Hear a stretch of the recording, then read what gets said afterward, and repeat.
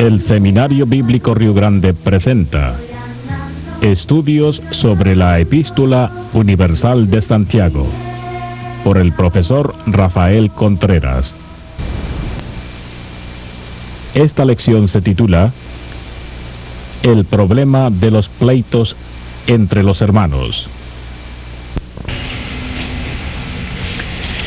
Los invito a que abran su Biblia en esta ocasión en una porción que de veras se aplica a muchas iglesias en estos días.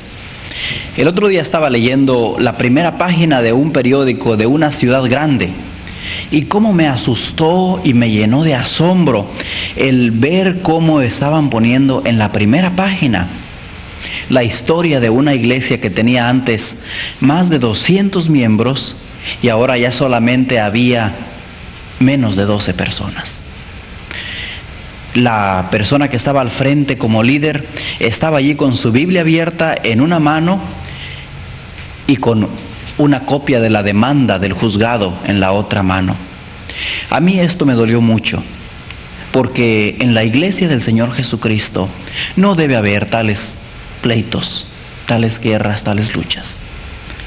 Sin embargo, el hecho de que seamos salvos, el hecho de que Cristo nos haya redimido, no quiere decir que todos en la iglesia le sigan de una manera cercana. Habrá las personas que todavía tengan tanto amor por el mundo en su corazón, que prefieran tener una vida todavía a la antigua, sin echar mano de los recursos que el Señor ha provisto para nosotros, en su palabra, en el Espíritu Santo, en la comunión con otras personas también. Por eso les invito para que leamos juntos esta porción de la palabra de Dios en el libro de Santiago, capítulo 4, versículos 1 en adelante. Allí vamos a ver tres cosas que se ven acerca de los pleitos entre los hermanos. Sabemos que es entre los hermanos, aunque en algunas ocasiones el enemigo planta a algunas personas que es como los espías en estos días. Pone a una persona que ha pasado por alguna experiencia emocional solamente, pero que no ha sido salva, que no ha sido tocada en verdad, no se ha arrepentido de sus pecados. A veces hay personas que tienen ciertas motivaciones carnales malévolas y son las que causan el pleito. Y algunos de los justos, de los cristianos, solamente sufren la consecuencia y a veces la pérdida de la reputación. Santiago capítulo 4, versículo 1, nuevamente comienza con una pregunta retórica, para llamar la atención de los oyentes al tema que quería tratar Santiago. Dice así, versículo 1, capítulo 4. ¿De dónde vienen las guerras y los pleitos entre vosotros? ¿No es de vuestras pasiones las cuales combaten en vuestros miembros? Codiciáis y no tenéis, matáis y ardéis de envidia y no podéis alcanzar. Combatís y lucháis, pero no tenéis, porque lo que deseáis no pedís. Versículo 3. Pedís y no recibís, porque pedís mal, para gastar en vuestros deleites. Oh almas adúlteras, ¿no sabéis que la amistad del mundo es enemistad contra Dios? Cualquiera pues que quiera ser amigo del mundo, se constituye enemigo de Dios. ¿O pensáis que la Escritura dice en vano, el Espíritu que Él ha hecho morar en nosotros nos anhela celosamente? Pero Él da mayor gracia. Por esto dice, Dios resiste a los soberbios y da gracia a los humildes. Someteos pues a Dios, resistid al diablo y huirá de vosotros. Luego dice, acercaos a Dios y Él se acercará a vosotros. Pecadores, limpiad las manos, y vosotros los de doble ánimo, purificad vuestros corazones. Versículo 9 y versículo 10 también son importantes. Dicen así, afligíos y lamentad y llorad, vuestra risa se convierta en lloro y vuestro gozo en tristeza. Humillaos delante del Señor y Él os exaltará. Con esto en mente, quiero invitarles para que allí en sus asientos inclinen su cabeza y cierren sus ojos y se unan conmigo en oración. Padre Celestial, quisiéramos pedirte que abras nuestros ojos de entendimiento espiritual. Queremos pedirte que nos ayudes a ver el valor tan grande que hay en humillarnos delante de ti y en recibir esta gracia que es más grande que nuestros problemas. Te pido que a través del estudio de esta hora toques el corazón de alguno de los oyentes aquí, que suplas las necesidades espirituales de los oyentes, de los que estamos aquí reunidos. Te pedimos estas cosas en el nombre de Cristo Jesús, nuestro precioso Salvador. Amén. Dice el versículo 1, ¿de dónde vienen las guerras y los pleitos entre vosotros? La palabra guerras y la palabra pleitos pudiera prestarse a cierta confusión y uno pudiera decir, ¿de qué está hablando aquí?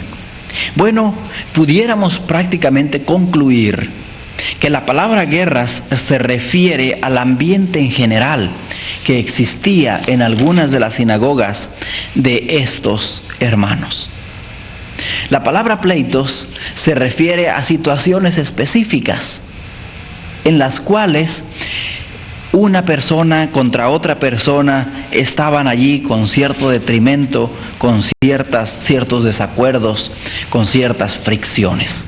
Entonces vemos pues cómo estas dos palabras señalan el origen de todo esto y también nos hablan del ambiente en general y del ambiente específico de pleito que había en aquellos lugares. Aquí vemos pues también cuando dice entre vosotros, una referencia a las personas a las cuales ya no llama hermanos. Santiago comenzó en el capítulo 1 y luego en el capítulo 2 hablando de hermanos míos. Y hubo ocasiones en que dijo, hermanos míos amados. Pero esta vez ya no les llama hermanos de él. Es posible que había algunos inconversos que se decían salvos, pero que sus frutos no lo testificaban.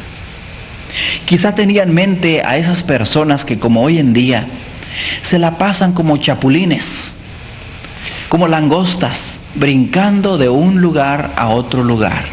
Están un tiempo en una iglesia y de repente ya no les gusta. Luego se van a otra y comienzan a ver las imperfecciones del pastor o de los miembros de esa iglesia y se van a una tercera. Y así andan. Y algunos de estos a veces causan pleito. Aquí está hablando pues de las personas que dentro de su corazón tenían ciertas pasiones específicas. Para ver todo en su totalidad esta porción, les invito para que en su mente vean ustedes estas tres divisiones naturales.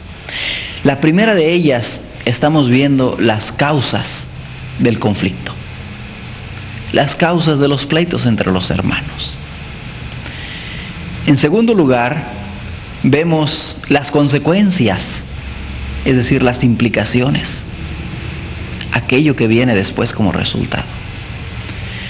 Pero gracias a Dios que la palabra de Dios es completa y no nos deja en el aire con un cuadro tan negativo, sino que nos habla también de las curas, el remedio, cómo ayudar a que los pleitos sean menos, tengan menos estragos. Para que los periodistas no vengan para reportar sobre estas cosas, más bien que vengan a reportar del bien que se esté haciendo en las diferentes iglesias donde nosotros estemos. Dice pues, no es de vuestras pasiones las cuales combaten en vuestros miembros. La palabra pasiones es una de las cosas que nos habla de la fuente o de la causa de estos conflictos, de estos pleitos. Las pasiones son aquellas cosas carnales, aquellas cosas que están dentro de uno mismo. Viene de la palabra griega hedonón, que antes tenía un buen significado, significaba algo agradable al paladar o a la boca. Luego más adelante en la literatura clásica ya se usaba sobre algo agradable a los sentidos. En la Septuaginta, es decir, la versión griega por aquellos 70 hombres judíos, versión griega del Antiguo Testamento, se cita a Éxodo capítulo 16, versículo 31, para describir el sabor agradable que tenía el maná que Dios proveyó a los israelitas. Así se usaba. Sin embargo, el vocablo hedonón, que es traducido aquí por placeres, aparece en 5 veces en el Nuevo Testamento y en casi todas ellas ya tiene una connotación o un sabor diferente, distinto. Ya está hablando de algo que no tiene buen sabor, de algo que complace a mi naturaleza caída. Por eso aquí habla pues más adelante acerca de los deleites. Dice aquí en el versículo 2, no es de vuestras pasiones las cuales combaten, literalmente pelean en vuestros miembros. La idea del original es que había una guerra civil dentro de las personas. Es como esta guerra civil de la que habla capítulo 7 del libro de Romanos. Nos acordaremos cuando Pablo dijo: miserable de mí, ¿quién me librará de este hombre de pecado? Y allí la idea era que él andaba arrastrando un cadáver apestoso, una persona muerta, siempre con él. En algunas ocasiones ese era el castigo que ponían a los criminales en Roma. Cuando una persona mataba a otra, lo que hacían era atarle el cadáver a la persona a las espaldas, y allí andaba en descomposición, después andaban los huesos atados, y esto era un castigo bastante grande. La idea que Pablo nos presenta en Romanos capítulo 7 es de una de estas personas que trae con él a un muerto, algo maloliente, alguien en descompostura. Está hablando de la naturaleza pecaminosa que nosotros heredamos de nuestro padre Adán. Precisamente está hablando pues aquí Santiago de esta guerra interna, nuestra naturaleza mala contra nuestra naturaleza buena. Aquello que quiere el ahora, los placeres, lo mío, con aquello que cede sus derechos, que ve el punto de vista de la otra persona. Bien, aquí vemos pleitos, aquí vemos algo serio. Dice aquí más adelante: codiciáis y no tenéis, matáis y ardéis de envidia, un apetito incontrolable de andar a la última moda, de siempre tener lo mejor en el trabajo o en la iglesia. Se nos olvida quizá a veces que Dios no está limitado por los recursos materiales que tengamos. Su iglesia floreció y fructificó y creció en el primer siglo sin tantas ayudas que tenemos hoy en día, como grabadoras o cassettes o tantas cosas, que pueden ser un buen instrumento, pero que nunca deben ser una excusa para que no le sirvamos a Dios con todo nuestro corazón.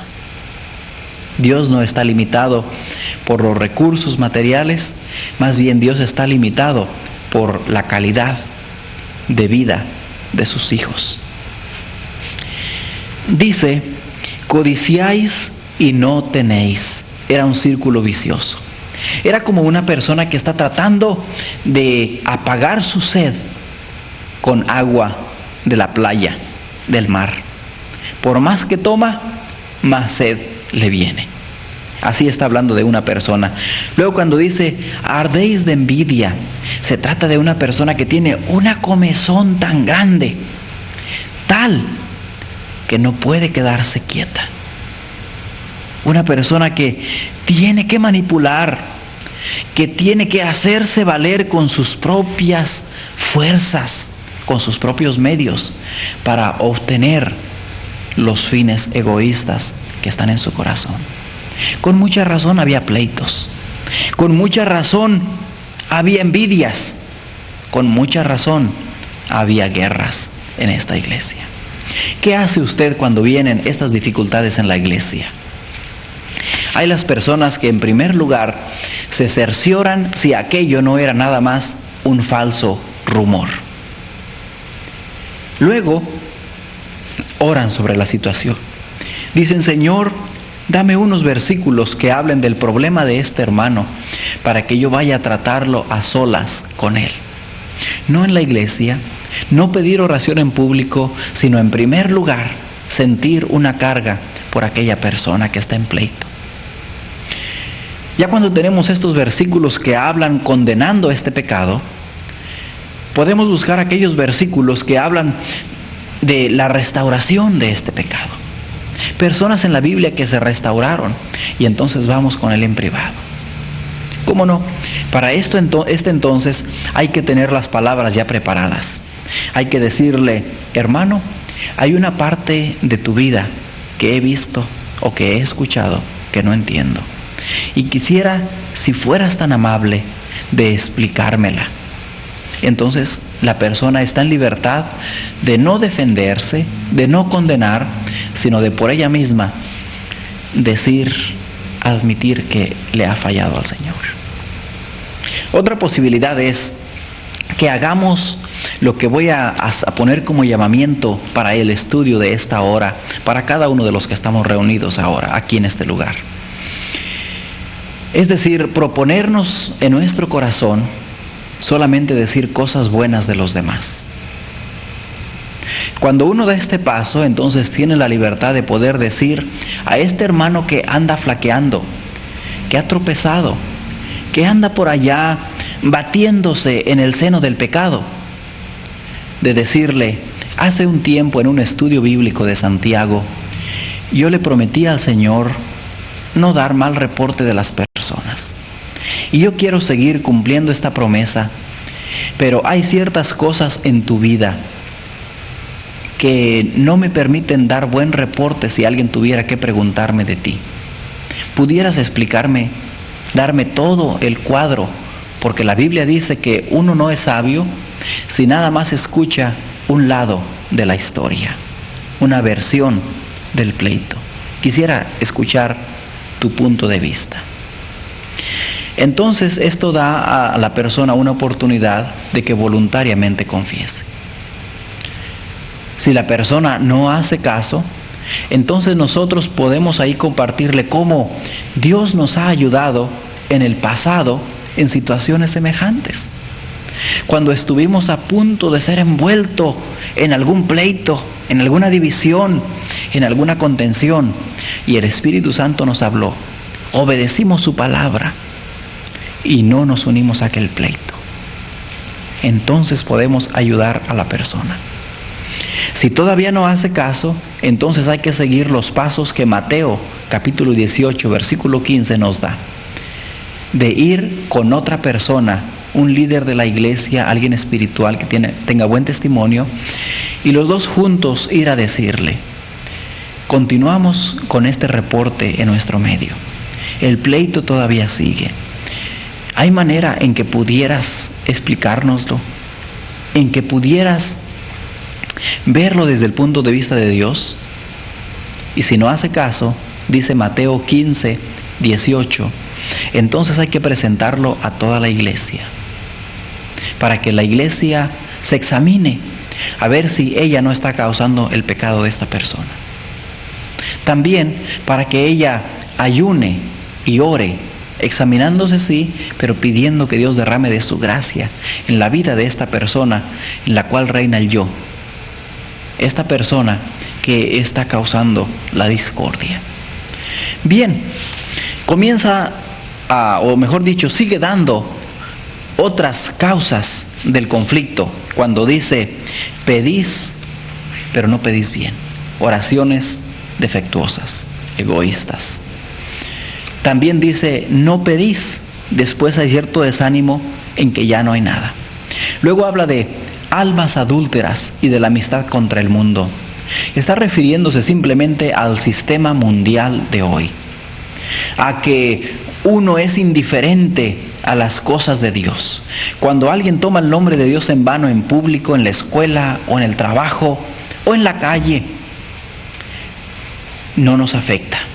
Esto es irnos con el mundo. Ser indiferente, esto no es bueno. ¿Por qué? Porque más adelante Santiago nos comienza a hablar de las terribles consecuencias que hay de una vida pecaminosa, de una vida que está llena de las pasiones mundanas, carnales, que ora equivocadamente. Entre las consecuencias están precisamente en que Dios llama a la persona una persona adúltera. La persona que decide hacerse amiga del mundo en lugar de amiga de Dios, Dios le llama adúltera.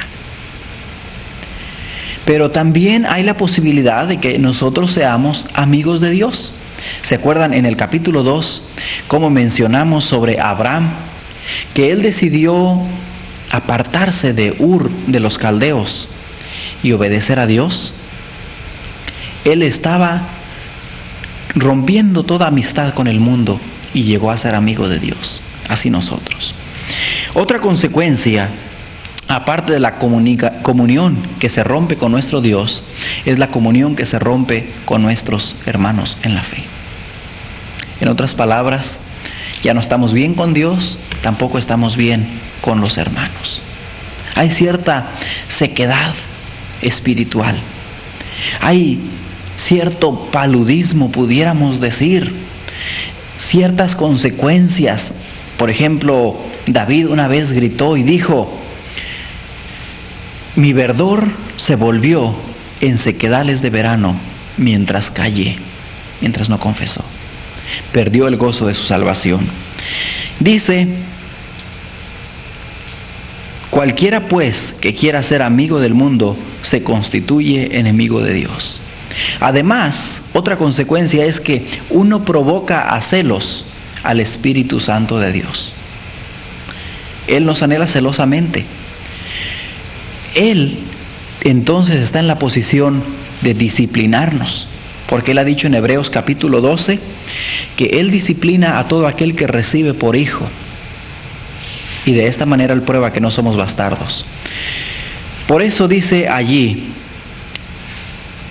pero Él da mayor gracia. Ya está pasando a la tercera parte de nuestro estudio. En primer lugar, las causas de los pleitos y de los conflictos. En segundo lugar, las consecuencias de estos pleitos y conflictos. Luego, en tercer lugar, vemos el remedio, la solución.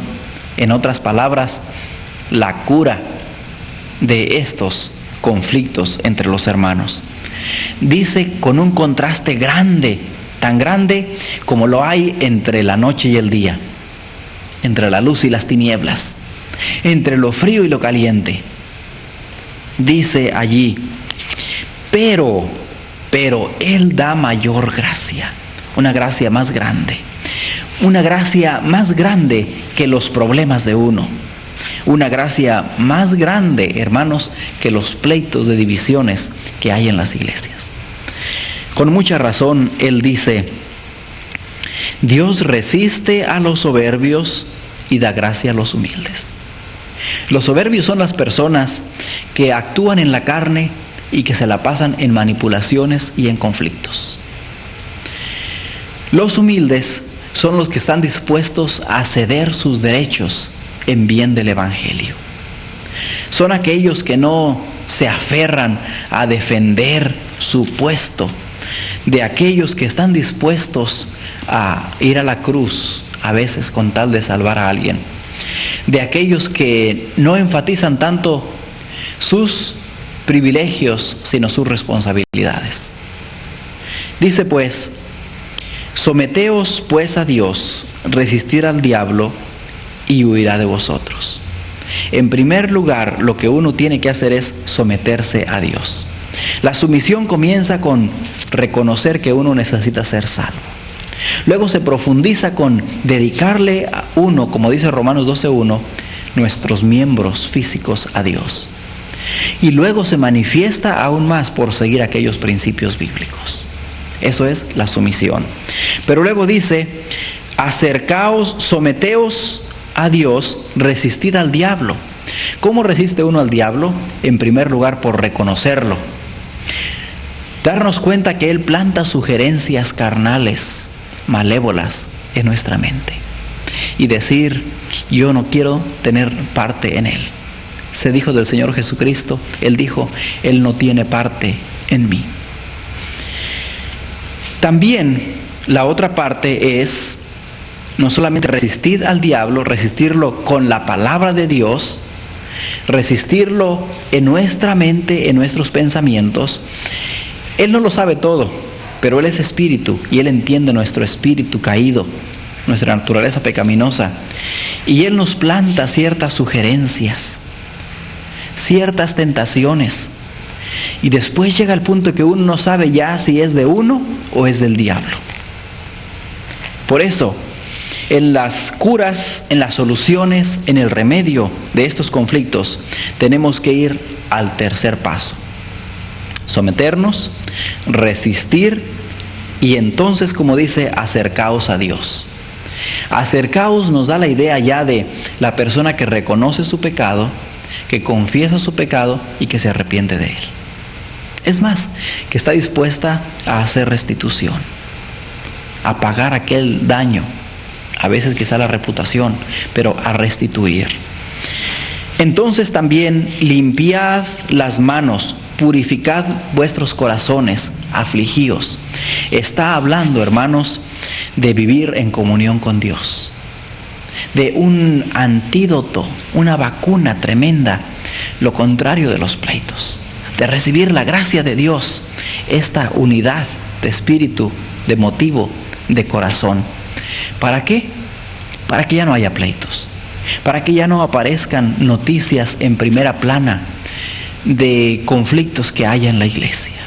Estuve escuchando este verano cómo en Campeche situaciones tristes así se han dado, en Mérida, personas que necesitan escuchar, quizá algunos de los que están aquí pudieran ponerse en contacto con iglesias en las cuales se ve cierta debilidad y hablarles de cómo hay ciertas causas, hay ciertas consecuencias, pero más que nada, hermanos, hay solución, hay remedio en Cristo Jesús.